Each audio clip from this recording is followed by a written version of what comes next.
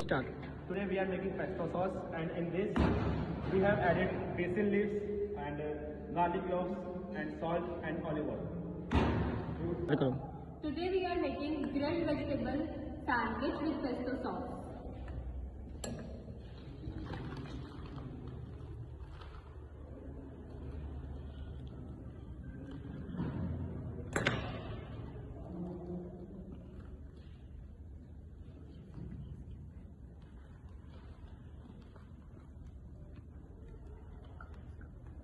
This is sauteed vegetables. Now I am putting cheese slice on it.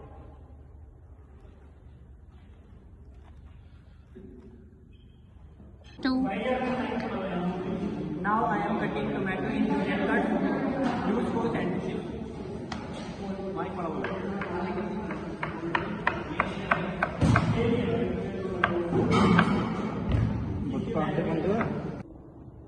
This is the processing of lettuce, in which it starts from putting the lettuce pieces in the ice cold water, then to make it more crispy. There are 4 types of a chopping board. Green is used for a vegetable cut, white is used for a delectable, red is used for a raw meat, yellow is used for a poultry.